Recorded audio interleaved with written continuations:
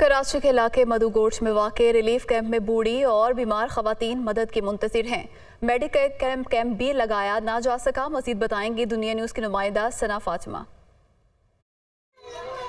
जी बिल्कुल, आज मैं मौजूद हूँ मधुगोट में वाक़े इन रिलीफ कैंप्स में। मधुगोट में 2 रिलीफ कैंप्स कायम किए गए हैं। अंदरूनी सिंध से जो लोग सैलाब मुतासरीन हैं वो यहाँ पर आए हैं और इनको 10 से 12 दिन हो गए हैं इन रिलीफ कैंप्स में आए हुए। हमारे साथ एक बूढ़ी अम्मा मौजूद हैं, खेदात कोट कंबर से ही आई हैं और बारिशों के दिनों में गिरने से इनकी टांग मुतासर हुई थी और इनकी टांग आप देख सकते हैं कि किस कदर सूजी हुई है। और जो खाना है वो यहाँ पर एक खैराती इदारे के लोग यहाँ पर खाना पहुँचा रहे हैं। सिंध गवर्नमेंट की तरफ से कोई खाना भी पहुंचता मुझे नज़र नहीं आ रहा। ना यहाँ पे मेडिकल कैंप है। जो लोगों से हमने बात की है उनका कहना है कि जो खाना दिया जाता है उसमें वो ऐसा होता है कि बूढ़े लोग और बच्चे वो खाना नहीं खाते हैं और अक्सर भूखे सो जाते हैं और अगर खाना खा भी लें तो वो तेज़ाबियत से उनकी तबीयत ख़राब हो जाती है। अम्मा खाना खाते हो आप?